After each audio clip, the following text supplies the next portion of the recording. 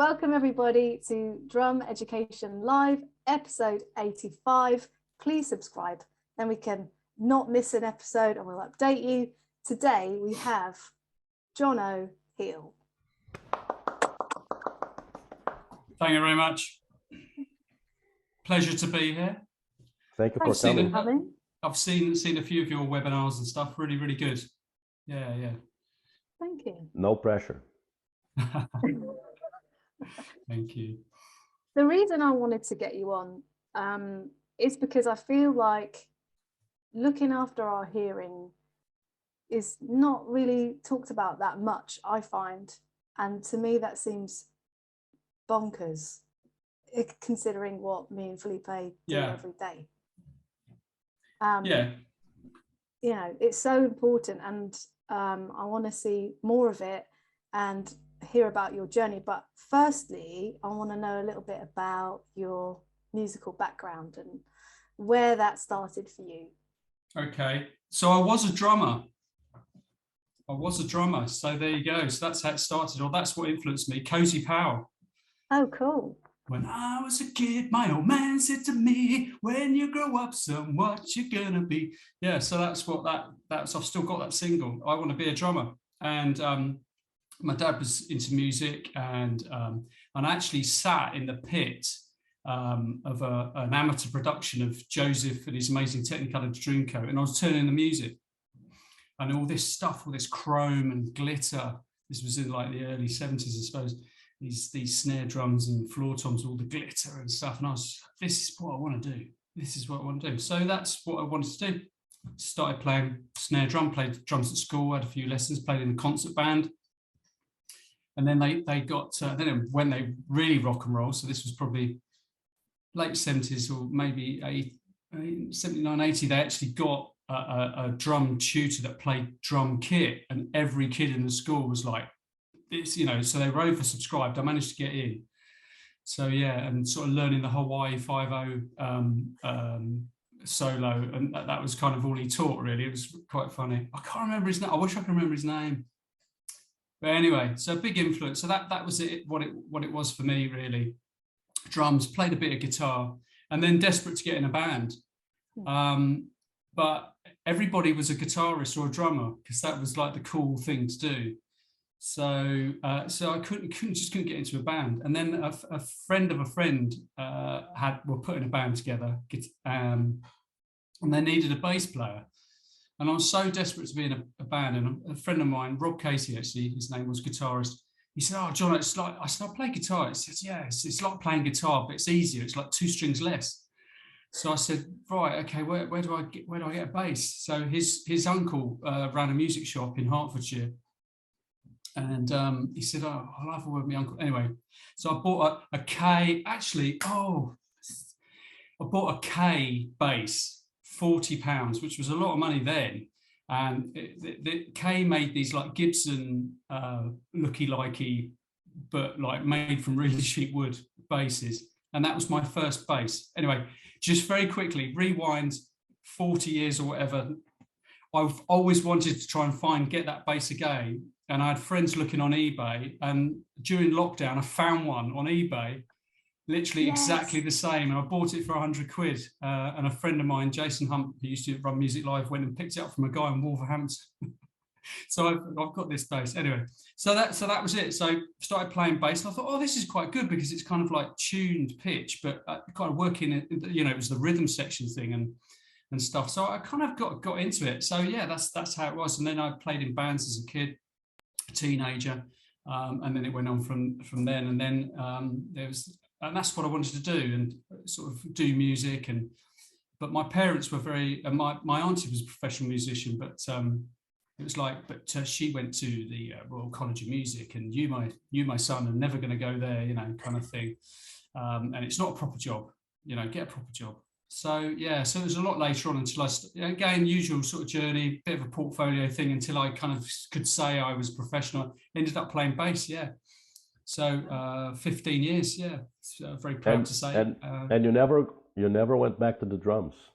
No, I can still do a mean buzz roll. Okay. I still like playing drums. I bought because my daughter, no pressure on me, she started playing drums, and she plays lots of things, but she had to go. So I got her a drum kit and actually a Roland electronic drum kit as well, which is great. Wow. Because looking back on it, the noise. So yeah, so it was drums, bass, bands, and that was it. Yeah, and living the dream really for me. Traveled around a lot. Did anything, any gig. I mean, we've all probably got a list of, I mean, God, we could write a book. If we could all write books of the gigs that we did, yeah, it's 25 quid. Yeah, I'll do it. You know, it's kind of anything. I did anything and then when I moved up to London, that's kind of things when central London, that's when sort of things changed a little bit, but a lot of luck really. Had to work hard at it. So, and yeah, great. As I say, earning a living, car, flat, paid for with a from, you know, a plank of wood and 4 pieces of wire. And then I was aware, I mean, I don't know, I just want to talk what happened then was that, and I was aware, you know, going to gigs, studios, you know, music was my world, and it had been. That's all I've wanted to do. So obviously, then working professionally was like, you know, this was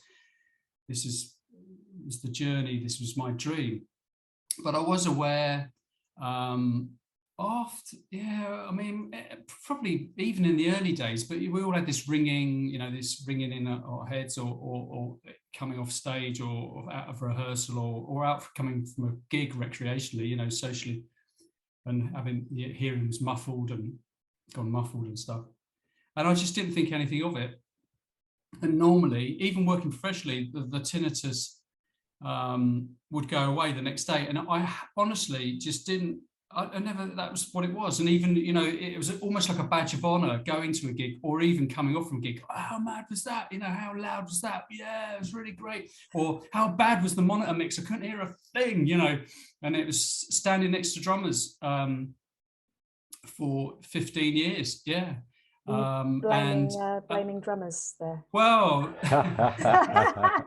but, you know, there's a lot of impact sounds. You're standing next to the cymbals, and, you know, some stages were bigger than others. And of course, I did all the function stuff and cabaret. Sometimes, you know, you got like a 5-6 piece band crammed. You're all crammed in like this.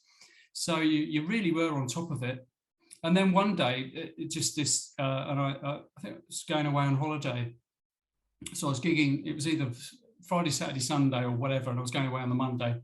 And the ringing was there in the morning, obviously, and then on the Tuesday, still there. And I was like, this is a bit weird. Normally it's gone away, and then it just never went away, and it's never gone away.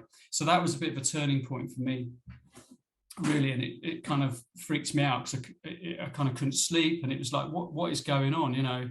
And I was aware, and my partner at the time, she sort of said, you know, about called it selective hearing, but in certain social situations that I wasn't. And I was missing out what people were saying as well.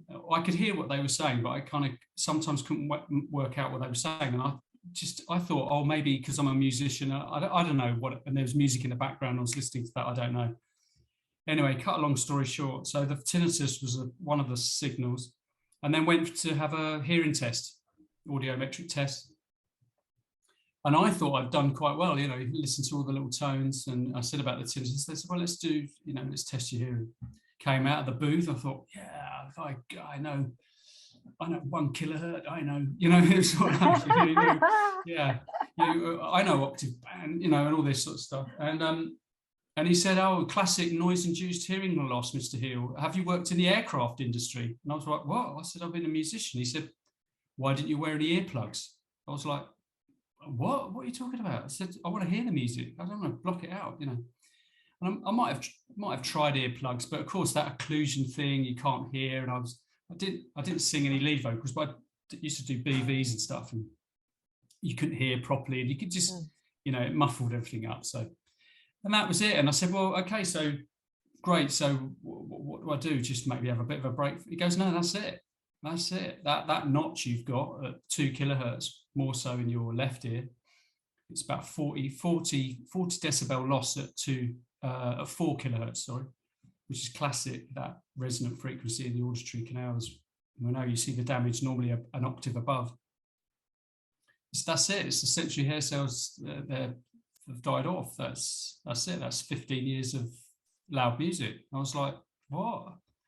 So yeah, it was a bit of a, I had 9 months really kind of.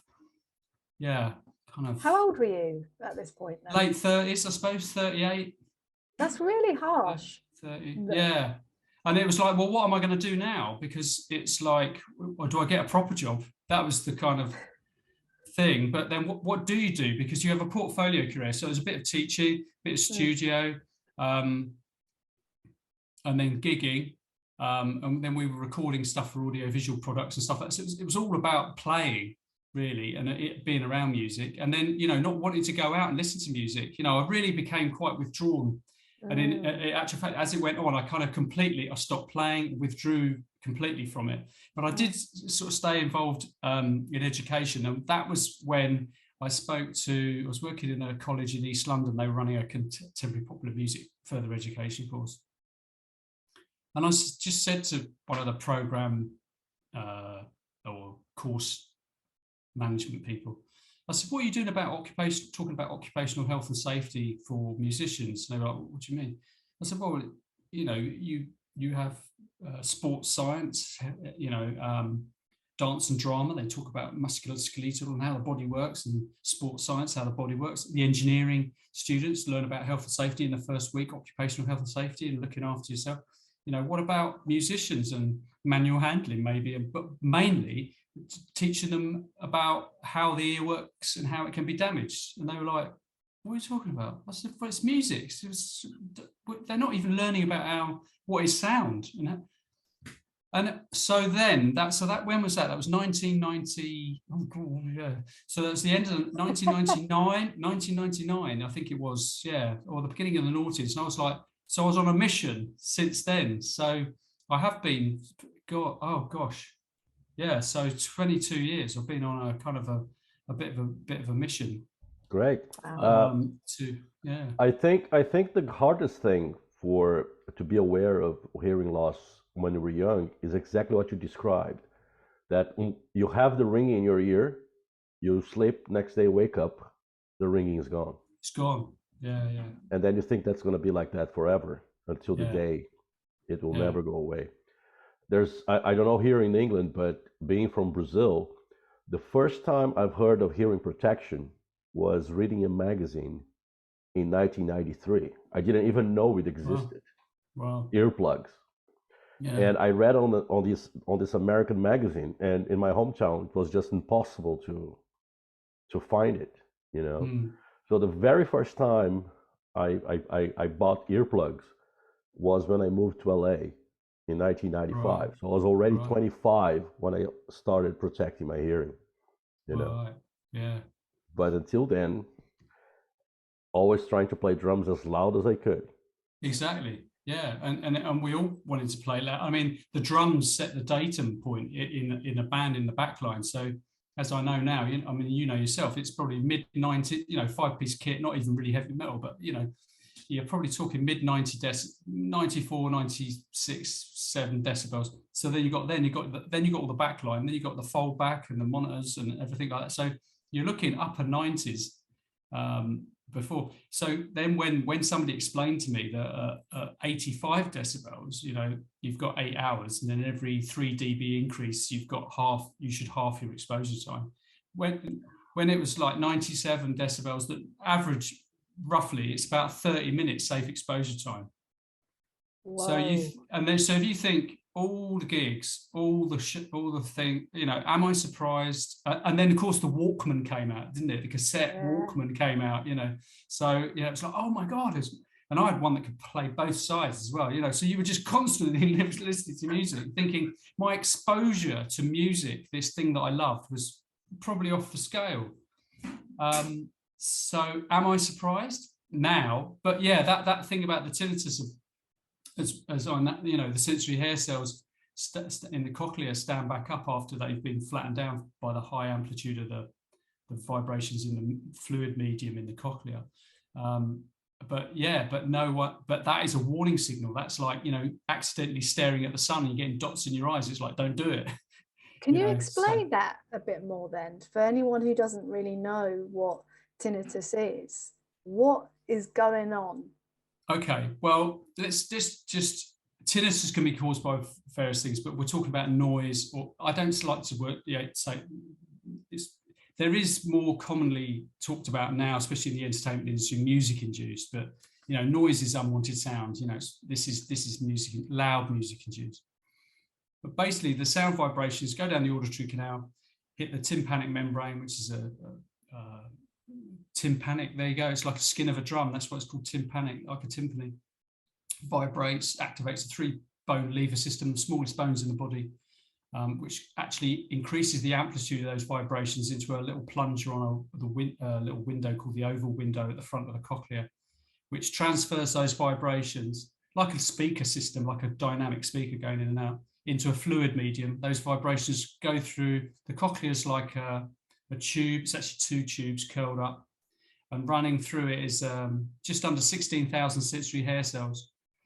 The high frequencies responding at the front and the lower frequencies at the back. So as those vibrations go over that membrane, they disturb the sensory hair cells, like barley in a field blowing in the wind. and when the wind blows really, really strong, they get flattened down. So that's pretty. And as they get disturbed, it causes a nerve impulse through the auditory nerves, the auditory cortex of the brain, and that's how you hear. So when the amplitude of those vibrations is very high, it flattens down those sensory hair cells, which can then cause this temporary tinnitus, or the muffled, or the hearing goes muffled, and they call it temporary threshold shift.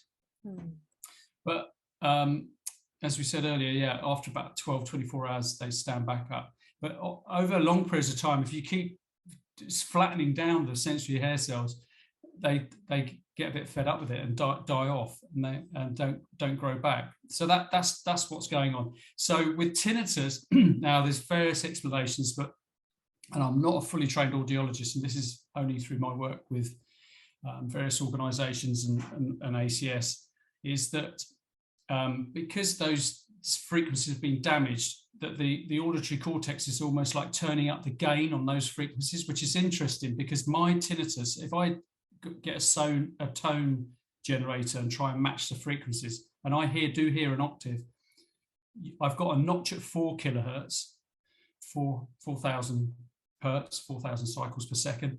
But I also kind of hear an 8 kilohertz, which is an octave above. And it's interesting that the damage has been done at 4, but I'm hearing a ringing, a kind of whistle at 4 and at 8 kilohertz. And most people say, "Oh, have you got that sort of 8K whistle?" And that's the kind of noise-induced, music-induced kind of badge of honor. Tinnitus. So that's what it is, yeah. But the muffledness is when those sensory hair cells are flattened, and that's a warning as well. It means it's too loud. I mean, this is unfortunately. See, the thing is, we love, because to move enough air, especially in the lower frequencies, and we respond to bass. Makes you move, makes you want to dance. That's it. But so the sound pressure levels to move that amount of air to get that bone induction is probably in the 90s. So, it makes you dance, you feel the bass, you feel it. But unfortunately, the mids and high frequencies are at that amplitude as well. And because of the resonant frequency in the auditory canal, sits in the middle of the frequency bandwidth that we can hear, which is also kind of the mid-range of the vocal frequencies of the human voice as well, which is how we've evolved. Is that damage is done in that kind of 246, 24 kilohertz kind of bandwidth. So to feel the bass, unfortunately, then you more often than not see that damage done in the mid to high frequencies than you do in the lower frequencies.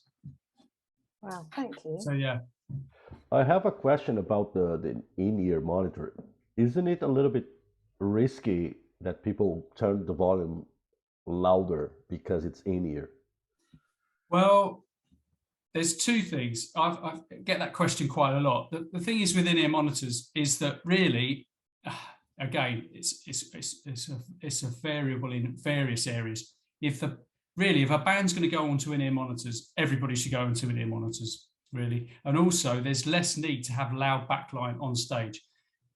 Maybe still the acoustic drums, but again, where you see, but well, some bands actually then put them in a perspex, or you guys might have done that, where you're in a perspex.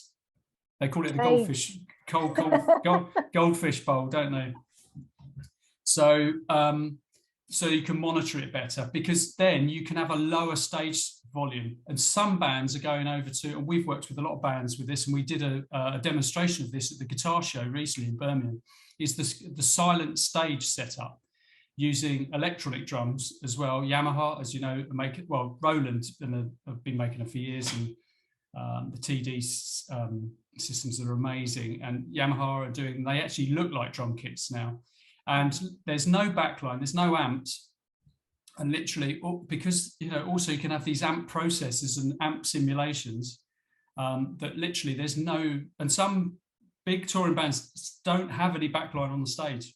It's all done on in-ears, which means that you can have it at a lower volume. So you're having, and most people will monitor maybe, I don't know, 85 to 88 decibels is plenty loud. That's plenty loud. It's only because of the backline situation with the normal traditional setup that you would have it louder. I mean, there are disadvantages as well, but we've found the solutions to that. But because some people feel isolated, and singers get the occlusion effect, get the low frequency energy trapped in the head, like having your fingers in your ears. So we've developed a few systems to help combat that. One is the live system, where we developed an in-ear monitor system with microphones in it, and you could blend it in, but it's a bit of a faff because you had an extra belt pack. But we've now the ambient series, which is a vented in-ear monitor system, which other manufacturers have done this as well. But the problem is, so that you drill a hole in your in-ears so you can hear a bit of your ambient surround sound. And it helps combat the occlusion effect, and you can hear the audience and hear them cheering you and all this. And on-stage communication is better. And there are some artists, I won't mention any names, but there are some big artists that actually won't allow their musicians to have both in-ears in because of on-stage cues and stuff. So anyway, so we developed our ambient series, which, using the membrane technology of our hearing protection filters, to have a filter, so it acts as a hearing protector as well, but it traps the low frequency energy going out, acts as a bass trap, and we've got the best sound vented in-ears out there. I would say that, but it is true. From about 500 hertz down, they're flat, because normally you get a roll off when you vent. You drill a hole in your in-ears. So yeah, but and yeah, I mean, we've had that about it's having a good monitor engineer. But the good thing about in-ear monitors, and most touring bands and even smaller, cabaret bands, function bands are going over to this, because it's just a few musicians in a car with less backline, less kit, and you can have these little mixing desks the size of your laptop, with a Wi-Fi system, and you can download an app, and you can actually mix your own mix to your in-ears, whether on a wireless belt pack or for a hard wired to a little headphone amp. Like Behringer do one for like £50 in the UK. So it's becoming more popular. And also the good thing is that when you rehearse your setup, the monitor mix is set. Every gig is the same. Because we all know, you load into it, every stage, every venue, and you sound check, it sounds different, and the monitor mix will be different. But if everybody's on in-ears, everything is the same. From a stadium to a club, it's the same mix. Yes. So yeah. In the beginning, there was a lot of complaint about the loss of low frequencies, not much bass. Yeah. Has it changed now? Yeah, I mean, I think the technology, we've worked tirelessly. I mean, ACS have been going since 1994, but Andy Shiak, who set up ACS, was working with alongside the likes of JH Audio and guys in America at the time. But what ACS did was soft silicon in-ears, because it's harder to get a good sounding soft silicon. It's not just like putting some speakers in a bit of plastic, and there's a little bit more to it than that, you know. So, and the balanced armature speakers, to miniaturize that speaker system, they're not a dynamic cone. They're actually a balanced armature, which is like a little finger that goes up and down. So as the electromagnetic signal goes it causes the vibrations that way. So you can miniaturize the speaker system. So yeah, 1, 2, 3, 4, 5, 6. I mean, some manufacturers have 8, 16 drivers, but I mean, we only do 5 drivers, but they said, you know, the frequency response is almost flat. It's like having a set of Genelec or Mackie near field monitors in your head. So, but it does take a while, you know. Some of our older artists, or heritage artists, I should say, you know, if they are going over to in-ears, some of them do find it a bit disorientating compared to, you know, and there are some guitarists with some bands, again, I won't mention any names, who like the live sound of the amp and everything like that, which is fair enough. I was going to ask you about that, actually, because I've had, I don't know, I've basically in a situation where I know a guitarist and I want to record guitar with her, and she's old school, so she just wants the amp and she's always turning it up. Yeah. Always. And earplugs, I have to remind her to wear them, and they're probably just foam, you know, not anything. And I just wondered what your advice is, or how to go about that situation, or how we can educate without find another guitarist. Yeah. Well, we could go into guitarist jokes, couldn't we? But and there's probably loads of drummer jokes as well, but we won't go into them. And there's probably loads of bass player jokes. But anyway, I kind of sit in the middle somewhere.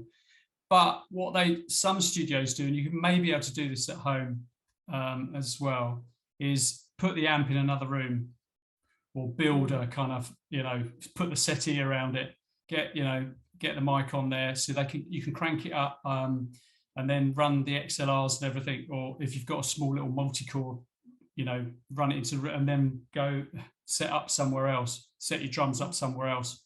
So you kind of like putting them in a booth. But I know in studios that the guitarist would be in the room and they'd be listening maybe on headphones for the foldback, you know, monitoring it. But the amp might be in another room, you know, cranked right up, so you know, getting that valve growl or whatever, or that you're really getting the sound of the cabinet. But to be fair, I mean, we joked at the guitar show. I mean, I had to be careful what I said at the guitar show, because it was like, well, it's death of rock and roll, man, because it's like no amps, and you're coming along with these little boxes, and you've got every amp on the planet in a cigarette box, you know. Yeah. And I was like, yeah, you have. And it's like, really, I mean, you know, we all like stuff, and there is something about, you know, certain amps and valve amps, and, you know, I know the difference, you know, searching for that. I mean, I've been doing some Northern Soul stuff recently, searching for that James Jamerson Ampeg, you know, but even then, as I've researched this, it was just straight into the desk anyway. It was the sound of the bass and he's playing, you know, with his strings that were like 10 years old. You know, and everyone's going, oh, I must have that preamp, and I must have this valve thing, and I'll buy an SSL. You know, I get. There's a company that actually makes it anyway, I could go on. It gets all. It's like, really, you know, they're trying to find that sound, but you know, the technology's there. But I think if people want to do it old school, the thing is, if you're doing it live, that is the thing, because we've all been there. Whereas you know, guitarists, oh God, I'm going to get hate mail now, but, you know, they just keep turning it up, keep turning it up. And then they take a solo, and then suddenly all their rhythm playing through the rest of the gig is the same volume, you know, it's just like, you know, and then the drummer starts playing louder, and then the bass player turns up, and then the vocalist can't hear anything. It's like, turn the fold back up, and it just goes on and on. This is it. It's like, no, everything needs to come right down. But you don't get that on in-ears, you see. Because the monitor mix is set, and if you can control your own mix, boom. Then I'm fine. Exactly. I'm like, I'm fine. You, my friend, are not going to be able to hear anything. And also that's the other thing about the backline affecting the front of house sound, especially with smaller gigs. Because on ears, I mean, we did it at a guitar show. It sounded incredible. We actually had everybody actually on the silent disco headphones so they could hear what was going on. And we did that at the drum show. Yeah. It's amazing. So, and it's Manchester, of course. Yeah, you were there. Liverpool. Oh, Liverpool. Sorry, Liverpool at the Echo Arena. Yeah, we were there. Oh, I've got another story about that. Anyway, but no, I won't. But yeah, all good. Tell us after. but you heard, and I thought, wow, this is amazing. So, being on in-ears, that the front of house sound is actually perfect. Actually sounds better. But so a few people said, is this the death of rock and roll? And it's like, no, that's not what we're saying. I think it's, but that's maybe you want to get the guitarist, if you're recording, is set the amp up somewhere else so they can really crank it up. But yeah. Okay. The death of rock and roll is because the rockers are old and they're dying. That's the real reason. Or they're all deaf. Yeah, exactly. Yeah, they're all deaf. I heard this comedian years ago saying, now when Pete Townsend say, I can't hear you, it's true. Yes. How did you get involved in ACS then? How did that come about? Well, I was at the NEC, actually. I was working at the NEC with a guy called Jason Hunt, who used to run Music Live, actually. He runs the guitar show in Birmingham now. We kind of became friends. And he was like, are you playing? I said, oh, no, I've got a problem with my ears. He goes, oh, you want to speak to this guy, Andy Shiak? He makes these earplugs for musicians. I was like, what? Yeah, they're great. They just turn it down. You can still hear everything. They just turn it down. So I met him at the NEC at Music Live. And that was it. And I was like, this is amazing. And because of then the education thing later on, a few years later, I was like, I talked to him and his wife. It was quite a small little company because it's very specialist. And they were doing earplugs for the BBC orchestras, but I'm looking after, anyway.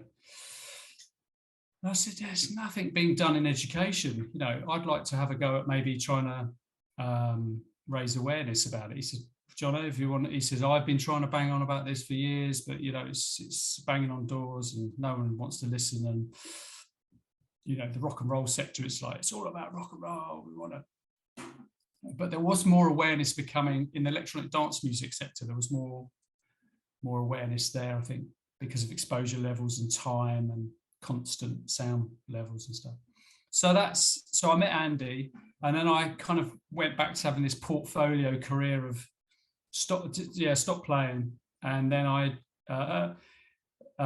started working in events and production management, and I ended up no one wanted to do the risk assessment, so I ended up doing health and safety by accident. Again, a bit like playing the bass, my story of my life, complete. But I found it quite interesting. Then it was like, oh, do you do noise assessments and do you do this? And I thought this could be. So I retrained, did my IOSH and NEBOSH courses, got qualified as a health and safety officer, but in the events and exhibitions industry. And that was an eye-opener, and then learned all about the noise at work regulations, sound pressure levels, working with environmental health people at festivals and, keeping the sound levels and all of that for the licensing and stuff. So that's kind of, I did that. And then I became an agent for Andy at the time. I moved out of London, new life, or what I thought at the time. But realised then my tinnitus was even worse because I moved to a real quiet country location instead of central Hackney, and then it was like, it was a bit mad the first kind of 6 weeks or whatever. It was just so quiet and dark. It was a bit mad, but yes, and that was that. But then we sort of met up again, and then I was really on this mission for some friends of mine have been working in music education as well. I was really on a mission because then my daughter started to learn that. Yeah, that was another story. So the daughter started to learn, play different instruments and go to festivals. Bless her, she's been going to festivals, very lucky girl, since she was kind of a tiny thing. Aww. She had a prom yesterday, bless her. She had a 16, she went off in a limo to this prom and stuff. Yeah. Oh, looks $1 million. So, and I was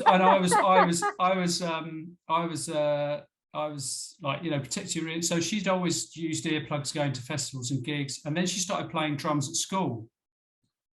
And I thought this would be interesting to see what the teacher says. Anyway, first drum lesson, nothing. And I said, "Have you talked about, you know, any sort of warming up or looking after your ears or?" And it's like nothing was said. So I thought I'll just let it go. So I said, "Well, you do know you take your earplugs." "Oh yeah, but the teacher doesn't wear them. I don't want to feel awkward and stuff." So, and I think it was then the first parents' evening, meet the music teacher. And I said, "Oh, Lily's learning to play drums." "Yeah, she's getting on really well. She says she's got a drum kit at home, so that's really, really good." Said, "Yeah." So I said, "The teacher's not said anything about, you know, earplugs or anything really kind of, you know, about that sort of thing, or just making the kids aware, you know." "Oh, it's rubbish, isn't it, really, don't you think?" I said, "No, it isn't actually, mate. I've got music-induced hearing loss and music-induced tinnitus from working professionally as a musician." "All right." And I did and he goes, "You know an awful lot about this, don't you?" And I said, "Yeah, I do." He goes, "What do you do now?" And I said, "Oh, I'm director at ACS." And he goes, "Oh, what, the earplug in and monitor people?" I said, "Yeah." "All right, I'll have a word with the teacher." So yeah, and I thought, here we are, like 40 years later, 35, 40 years later, and nothing's changed in education. I mean, I know, okay, that's just one example, but we did a bit of a campaign for World Hearing Day that year, and it's actually World Hearing Day is my daughter's birthday as well, the 3rd of March. So we did this thing, but also another story, part of the press release was that it was like, we haven't, music education hasn't moved on. And we did get onto the BBC. So I, bless her, I dragged her onto the BBC talking about earplugs. But it's education is the key. And they were, you know, they're teaching kids, you know, about alcohol awareness, drug awareness, sex education, cyber security, online security. You know, why aren't they teaching them about social and recreational listening? Or if you're learning an instrument, you know, why aren't they, you know, just making them aware, and then they can make an informed decision. So that really kind of made me a little bit angry that, you know, we hadn't moved on. So I was kind of, yeah, on a mission from then, really. I don't know if drum teachers closer to Kira's age have changed, but I'm 52, and there are a lot of drum teachers my age that they go like, "Oh no, I don't have earplugs because I want to hear my drums properly." Yeah. Yeah, and that is it. And the other thing is that the attenuating earplugs we do, I mean, we have one of ours is an almost flat frequency response, but for me, it doesn't work for me because I've already got that damage. So it attenuates the damage I've already got. So yeah, you're right. So older musos, because the damage is already done, and your brain has over the years adjusted to the sound, that anything dampening it down or attenuating will give a different experience, for sure. What's the answer there then? Well, once the damage is done, and any audiologist will tell you this, once the damage is done, it's done, that's it. So really, this is why education is the key, and to protect what you've got. Because, you know, as one muso, actually a drummer, George Fothergill, great session drummer, I've worked with him in the past, who now only plays electronic drums, would you believe? He's endorsed by Roland. He said, if your ears don't work, then neither do you. So now everybody's been affected in a different way, but when you get to a stage, if you've worked all your career, I've talked on the phone to, you know, some sad cases of drummers in their 40s or in their 50s or whatever. This is all they've ever done, or musicians, this is all they've ever done their entire life, and then suddenly they've got chronic tinnitus, or that they've been in a mixing thing, and somebody said, "Oh, that mix is awful. What are you doing?" They go, "What are you talking about?" Because they've lost all their mids and high frequencies or whatever. And it's so upsetting to this, you know, to see somebody then not being able to do what they've done their entire life, their entire career. That's a real shame. But, you know,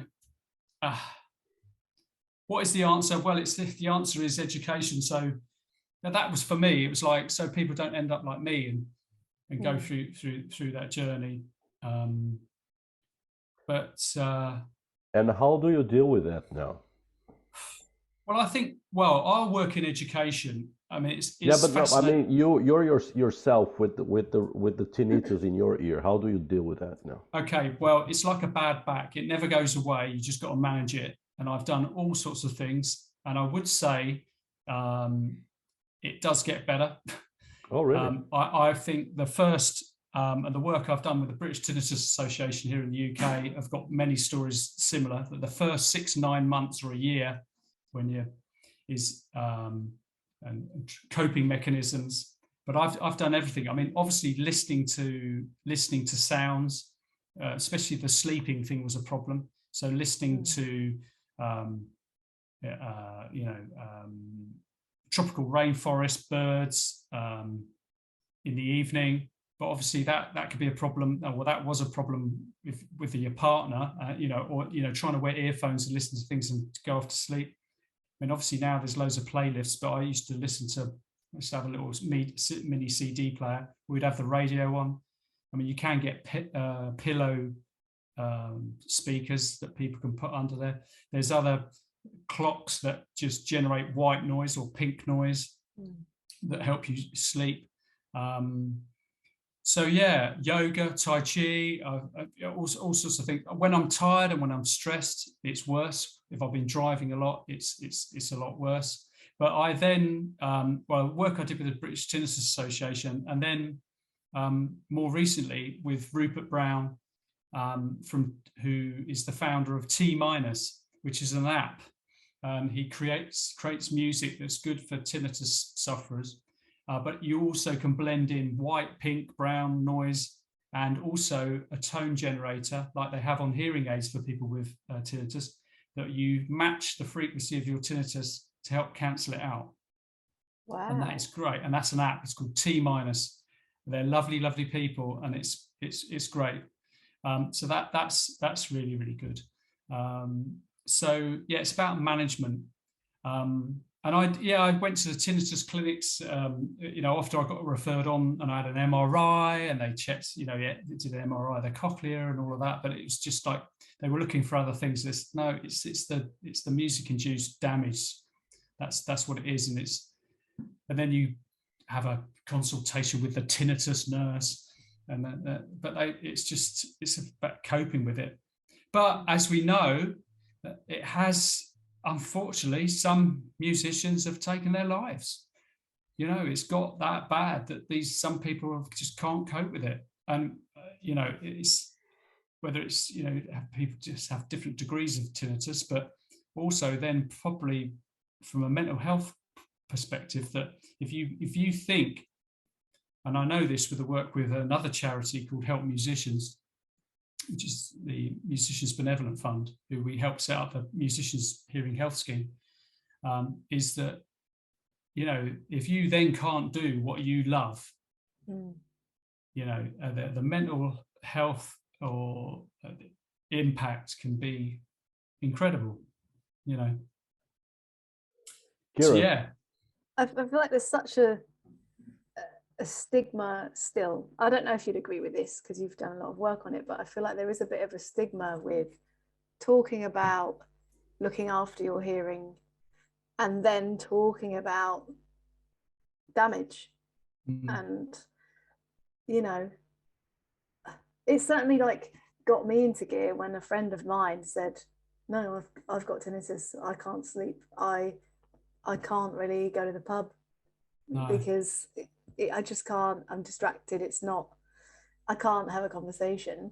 And I was wearing earplugs anyway, but that scared the life out of me. And I tell all my students that story. I'm just like, look, I can't make you, but it's like that awkward, I don't know, there's something, isn't there, that...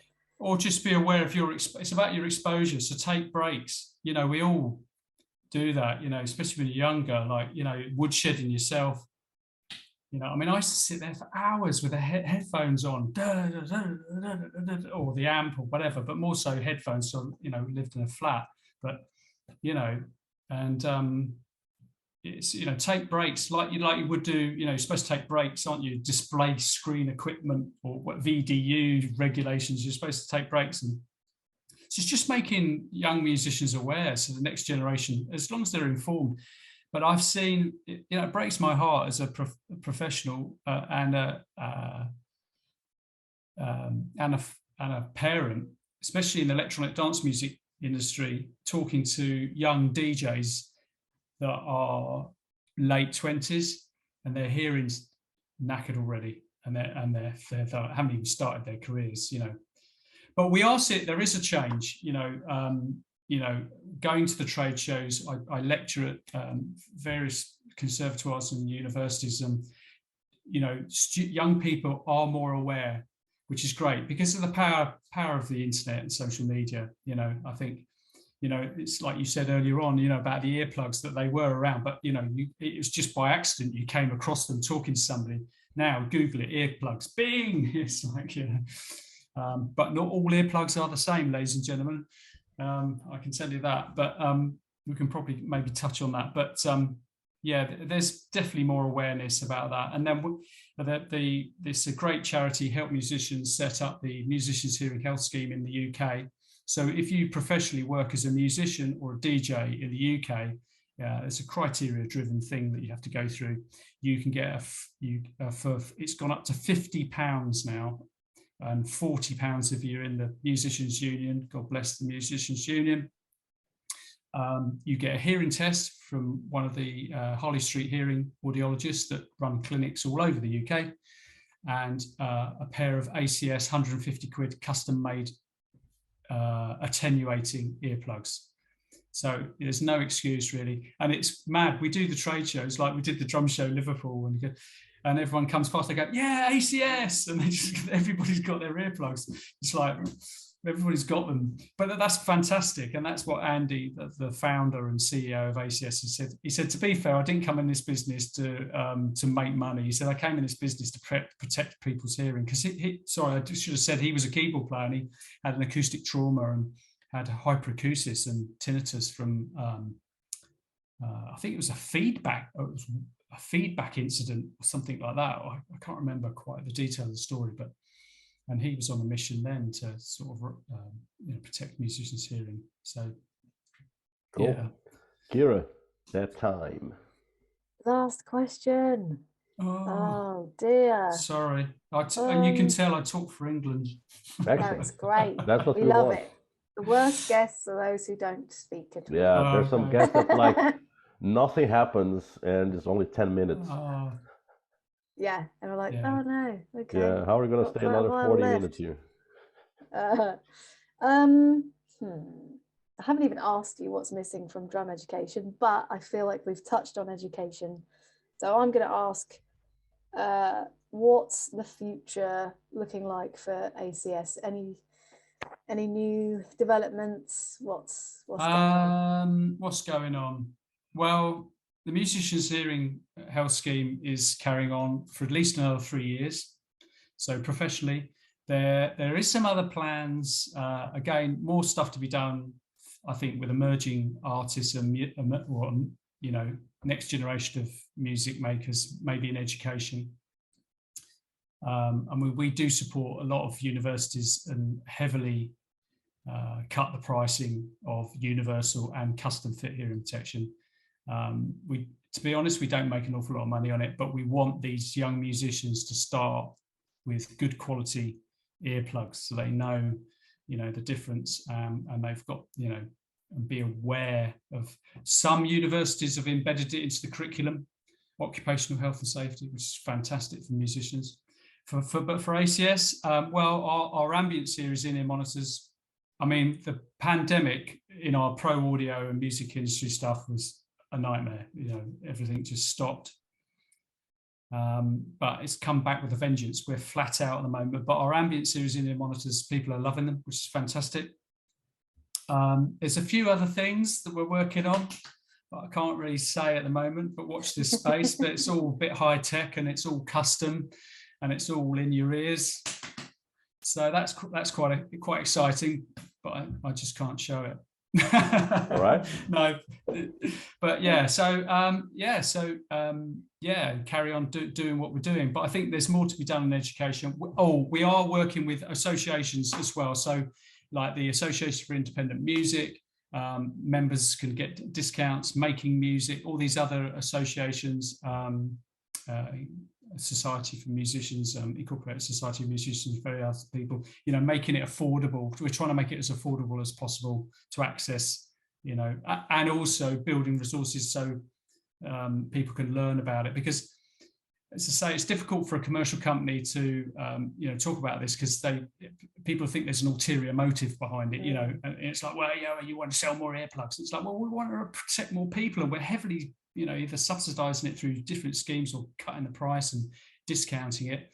But also it's about, and all my lectures, especially in education, it's not about specifically about the product, it's about the subject, you know, hearing conservation in the music industry and just being aware, like drug awareness, like safe sex, like cybersecurity. It's just all recreational social listening should be in there as well.